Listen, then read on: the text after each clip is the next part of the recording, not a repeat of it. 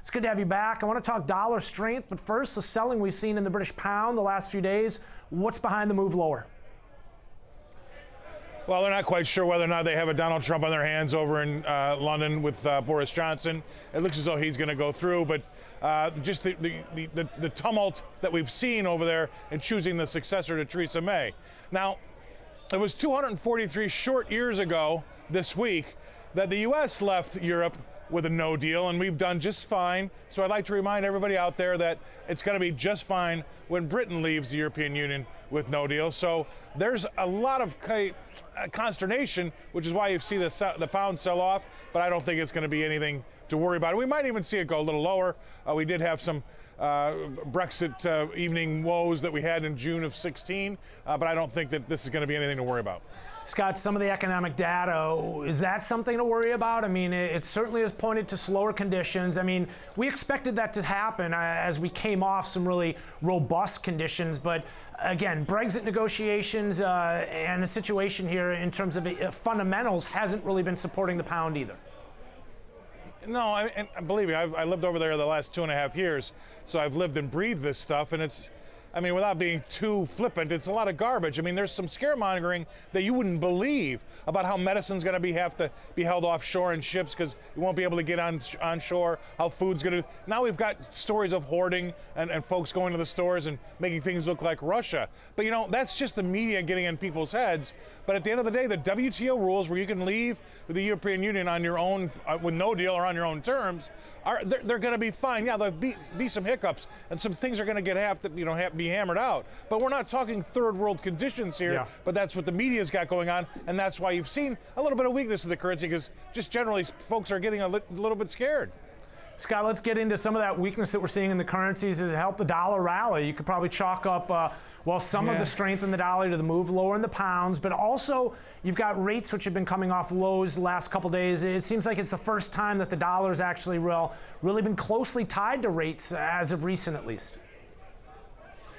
Yeah, and I don't know what you do. I mean, this is going to be a problem going forward. I mean, depending on if you like a strong dollar or not, I guess. Yeah. But we're going to be getting stronger just by de facto, right? I mean, we've got $13 trillion in negatively priced government bonds in Europe. Their numbers are coming out weaker and weaker. I think Europe's in trouble. And by the very fact that we've got actually Asia still printing a lot of money, we're going to see the dollar get stronger even if we don't do anything here. So that's going to be an issue. And I think that maybe Donald Trump's, throwing that in the mix when he starts to, say some bad things about the Fed. But I think ultimately, just on our own, because we're doing well enough as we are, and if we don't do anything, everything else around the world is kind of decaying around us. And I think that's what everybody's worried about with the U.S. going forward, that the things that are, that are going to hurt us are not in our control. Yeah, Scott, I think that's probably a great explanation in terms of why the dollar, while it's remained strong, it's not necessarily skyrocketing, but certainly has remained very firm relative to the other currencies. Let's talk about one of those other currencies that it's remained firm against. The euro currency broke above some technical resistance recently, but it was very short-lived. It's actually now pointed south again. It's not just the Brexit negotiations, the UK trying to find a new prime minister, but also we've got some concerns in terms of the EU as they, recently just appointed a new president to the ECB, Christine Lagarde. Yeah, and I'm very familiar with her from the IMF, and she's a big one when it comes to negative rates, and that's a problem. So that's also a reason why we've seen some of these other currencies, European currencies, weaken. Yeah, right, against the dollar being stronger. So, look, you can't. You need to solve your problem internally. You can't make yourself cheaper against the rest of the world to try to get yourself out of problems. Importing inflation, if you ask me, does not work. Yeah. And they're going to continue to go down this road. So, I mean, let's take the look at the bigger picture. The bigger picture is this. We've got all these prognosticators worried about an inverted yield curve here in the States. My question is, why shouldn't it be inverted? $13 trillion of government bonds that are negatively priced around the world, that's going to weigh heavy on the long end. So we're in for some very interesting times, and we'll see how we handle it here. All right, you mentioned bigger picture there, Scott. Let's talk a little bit about that. The jobs data that we saw last week pointed to pretty strong conditions here in the U.S. We're going to get jolts today. What are you seeing in terms of the labor market? The labor market's strong, and I think the U.S. economy is doing okay. Are we slowing? A tad, yeah, but we're still growing. So we're growing, but at a slower rate. That's why I don't understand why we've got all these folks talking about rate cut, rate cut, rate cut. I mean, are we really talking about bringing inflation up to 2%, the 2% mandate the Fed's got from 1.6 with a rate cut?